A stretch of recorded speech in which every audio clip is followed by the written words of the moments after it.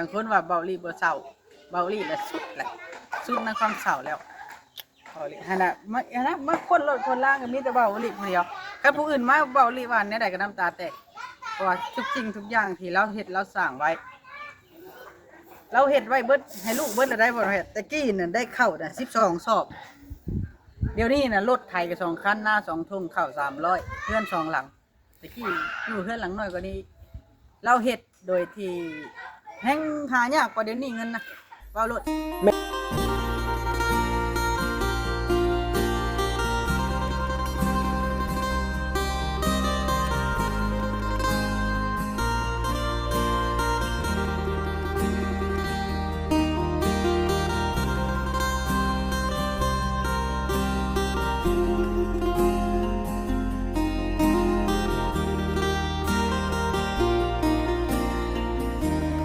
เว้ารถเงินเดือนในครูนี่มีแต่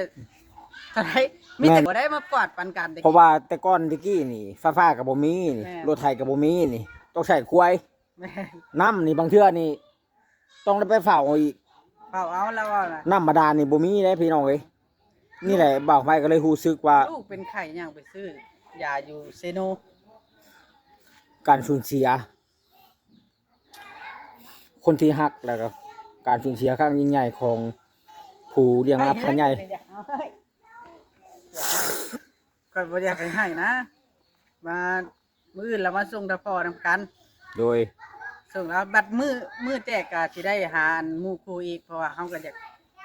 ากแล้วเข้าแล้วอยากแจกเลยเพราะว่าให้เราไปอยู่น้ำน้องนั้นแล้วก็น้ำอ้ายเราก็เสียแล้ว2คนแล้วก็พ่อแม่เราให้เราไปอยู่น้ำกันเพิ่นอาจสิเฮ็ดเรือนเฮ็ดชานแล้วไปอยู่น้ำเพิ่นทำเราเฮ็ดเรือนใหม่โดยว่าอยู่พุ่นน่ะเพิ่นเว้าว่าสบายกว่าอยู่พี่ตามนั้นเนาะเราเป็นคนที่ว่าใจดีอยู่ได้แต่พอข่อยบ่แม่นย่องเรายาเนี่ยตอนเราโซ่แง่ๆนี่คนเป็นหนี้แล้วหลายล้านเด้หันจักยาบ้านนั้นบ้านนี้พร้อมกันนะสำคัญเว้าพื้นไปถามนี้แล้วก็บอกว่าบ่ถามเขาดอก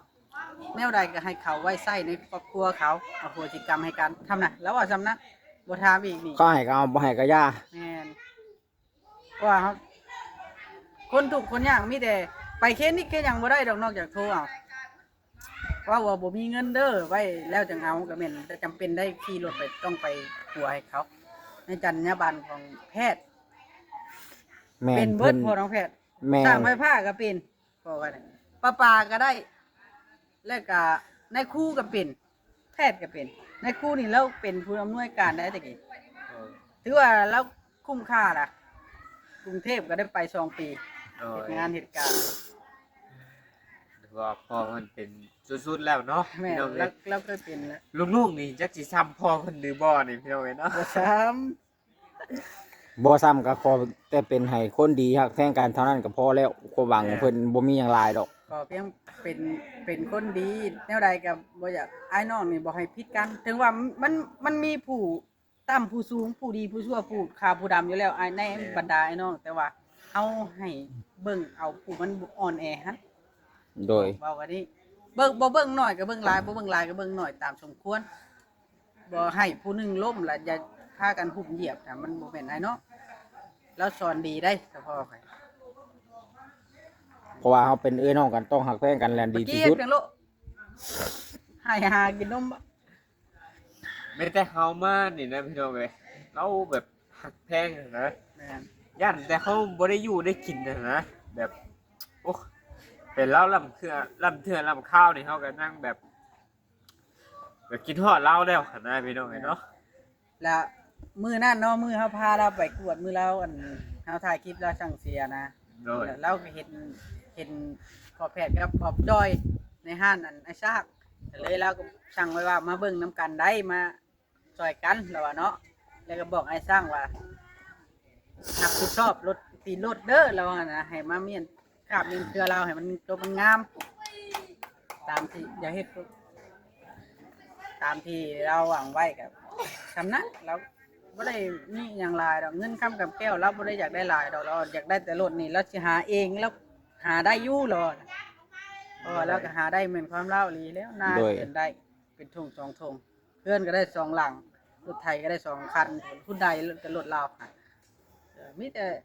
ลูกมีแต่ว่า ถือว่าเราในสู่ชีวิตสมควรกว่าว่าเพื่อจะผ่านมาได้จุดนี้นะ ถ้าลูกบ่เก่งแล้วแม่นมีแต่เสื่อมลง แม่ ถ้าน ลูกเก่งมีแต่เจริญขึ้นเท่านั้นนะแต่ ว่า ว่า ต่อไปนี่ลูกสิเข้มแข็งหน่อยหลายปานใดเท่านั้น ว่าสิสู่ทนต่อสภาพเศรษฐกิจที่เป็นอยู่นี่ได้หน่อยหลายปานใดเนาะ ตอนเราโซ่นี่อันทางอ้ายน้องนี่ทำดีที่สุดเบิดทุกคน แม่น เราเบิดทุกคน แม่นเพราะว่าโลกอันนี้ข่อยผ่านมาก่อนเจ้า อ่า ถือว่าบ่อยากสิเว้าเลยเว้ามาแล้วก็มันสิ น้ำตาไหลบ่ แม่น แม่เจ้ากันถ้าแม่เจ้ากันเสียแต่โดนแล้วบ่ แม่นเป็นย้อนโลกอันนี้ประมาณปี2019 ก็บ่โดนปานใดเนาะ ประมาณนี้แหละโดนเติบอยู่ 2019วัน ตั้งแต่ลูกสาวข่อยผู้ที่สอง 6 ปี7 เริ่มเกิด ตอนนั้นก็เจ็บปวดเนาะเจ้าก็เนาะ บ่เว้า บัดสุดท้ายก็คนเฮามัน สุดท้ายก็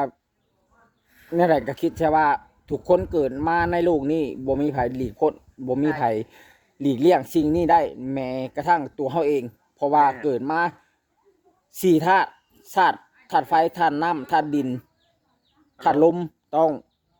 นั่นแหละก็ต้องส่งคืนเพิ่นอยู่แล้วเฮาเป็นแค่ปุ๋ย เจ้านี่ ผงเท่านั้น เว้าตรงๆเด้อกับไฟคนเฮาเกิดมาเพื่อตายปะกันโดยเฉพาะ โดย เอาก็ตายปะเฮาก็ต้องตายปะลูก แม่น พี่น้องเนาะ มันหาแต่ไผจะไปก้อนไปหลังตัวนั้น แม่น เรื่องตัวนี้เพราะว่าเกิดแก่เจ็บตายเป็นเรื่องธรรมชาติคิดใช่ว่าเฮาก็สิตายกัน คนอื่นกะทุกคนเว่าง่ายๆกะบ่มีไผหลีกเลี่ยง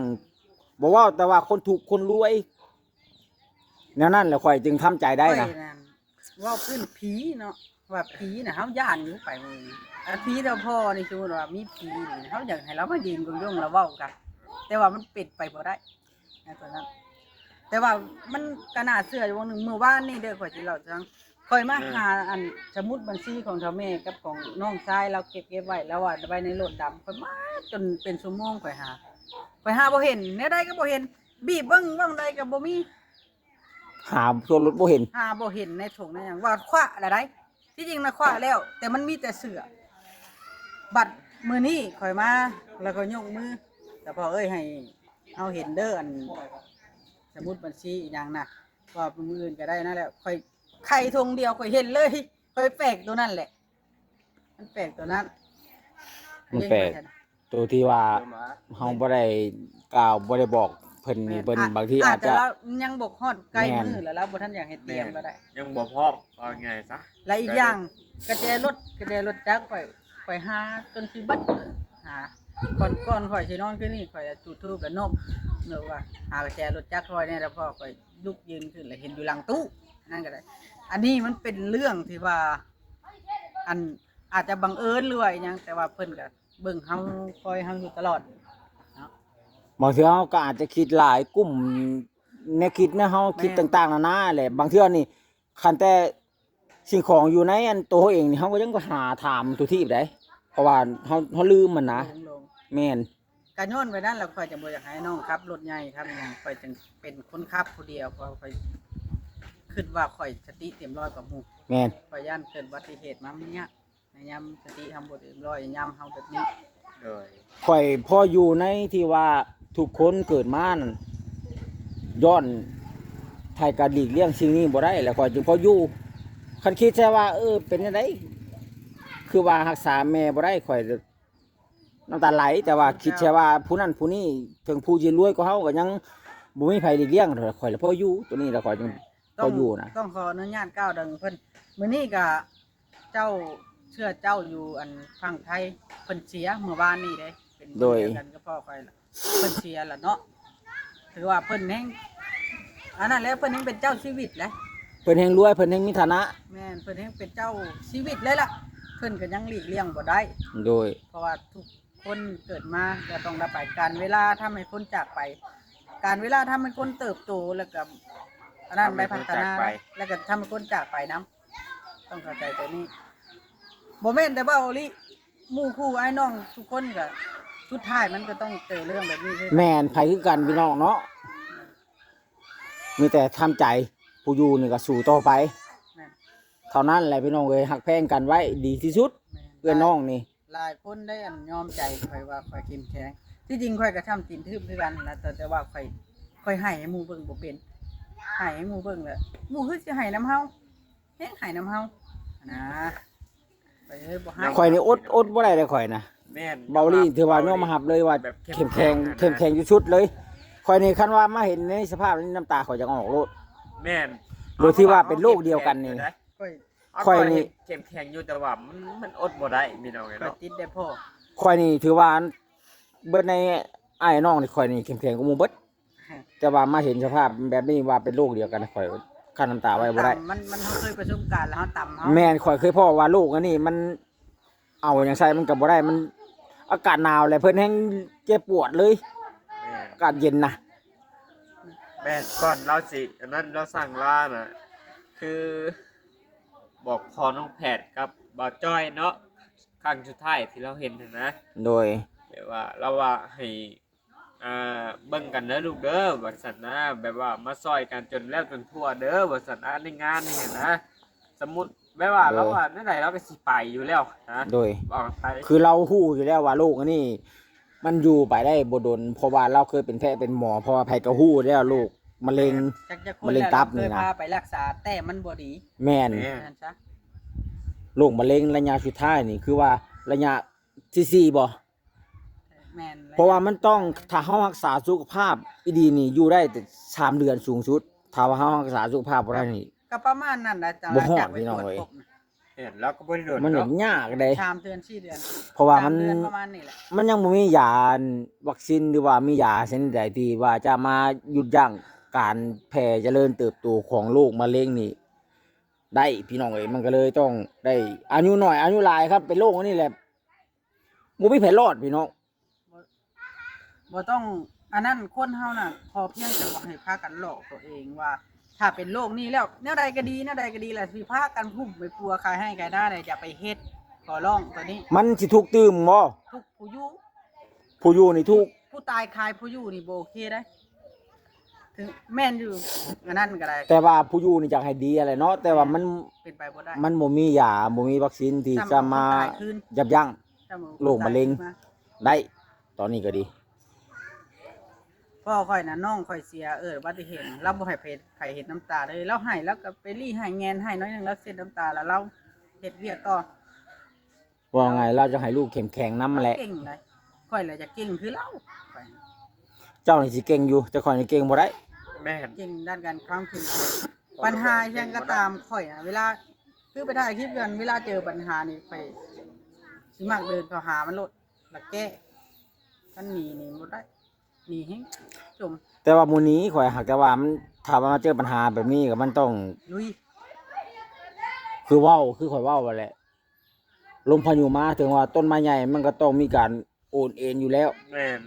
บ่น้อยก็ต้องหลาย เกือบคนพุ่นละ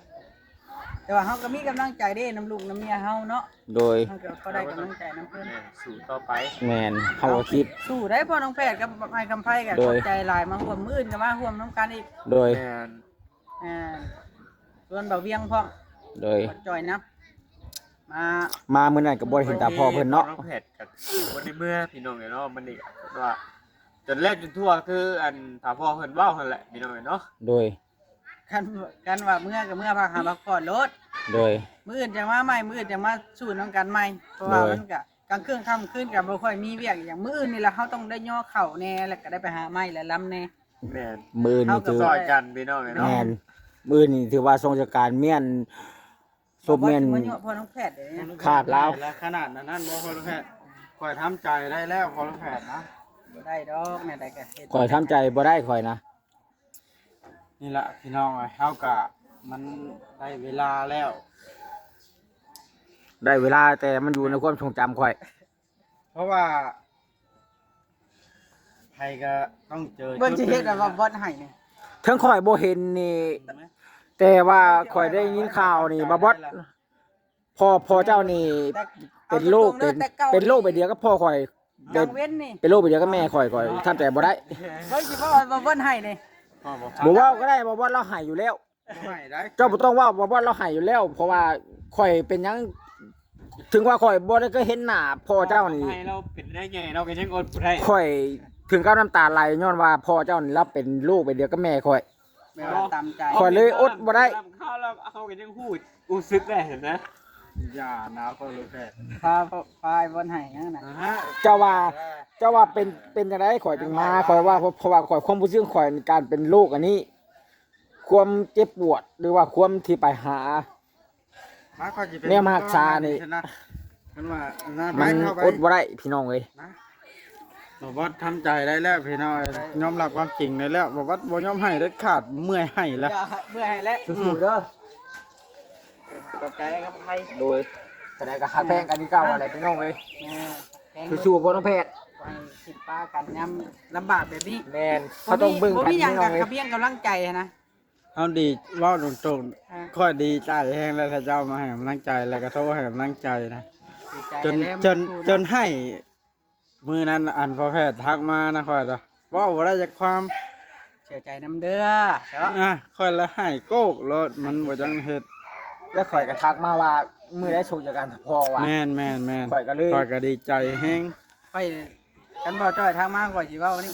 อย่าเว้านะ บ่จ้อยมาก เครียดเด้อ อืม โดย บ่จ้อยมื้ออื่นบ่ จังแล้วเพิ่นว่าสิมาวันนี้ได้ เบานี่นี่เข้มแข็งแห้งพี่น้อง มาอยู่น้ำกันงานคอน กันมาก็ดีมาหาลิ้นไผ่ลิ้นหยังก็พอได้นั่งนำกัน อ่า แล้วกินกาแฟกาแฟอิ่มหลอกเรียบร้อยไปซื้อมาไว้ไปละ เพราะว่าลูกอันนี้เป็นแบ แต่ บ ว่า เดียว คันไผยากก็บ่อยาก เป็นแบบเดียวกับลูกแม่ข่อยเสียมาใน10กว่าปีแล้วข่อยยังอยู่ในความทรงจำข่อยเห็นข่อยนึกถึงภาพแล้วข่อยแบบเก็บน้ำตาไว้บ่ได้นะ ขับ ข่อย มา มาเห็น ทาง ว่า นี้ก็ได้ยินแล้วเสียงรถเราวื้อๆมาแต่เก่าเนาะ อ่า เฮาก็มากินข้าวแหละแล้วก็ถ่าแล้วกินข้าวพร้อมกันแล้วเฮาเมื่อนอน โดย แต่ต่อไปนี่เบิดแล้วบัด ต่อไปนี่บ่มีผู้มาถามมาหยังแล้วว่าลูกเอ้ยเป็นจังไดมาแต่เวียกแต่งานเมื่อยบ่นั่นนี่บ่มีแล้ว แต่เก่านี่ขั้นไปกลางเว้นแล้วก็ชัดหาว่าอยู่ไสกี้ฮ้อนมาแล้วก็สิว่าฮ้อนอากาศฮ้อนแล้ว กลับไม่ได้ย่ำกับข้ามมันขึ้นจริงแล้วตัวนึงเราก็บอกแล้วพากันกลับมาลูกหันนะแต่ว่ามันคำแล้วมันเนิกแล้วหันนะพอง่ายซะแบบลุงเมียคอยถ่ายอยู่เพื่อนนะ โดยรับเป็นห่วงนั่นแหละ แม่น เพราะว่าพ่อแม่ทุกคนก็ต้องเป็นห่วงลูกบ่มีผู้ใดหรอกพ่อแม่พี่น้องเลยที่ว่าบ่เป็นห่วงลูกตัวเองแล้วก็บ่อยากให้ลูกตัวเองนี่เป็นคนชั่วอยากให้ลูกเป็นคนดีที่สุดฮักแพงกันดีที่สุดพี่น้องลูกเอ้ยน้องนะ ลูกกันก็ แม่น อยากให้พ่อแม่แข็งแรง มาเอิ้น แม่น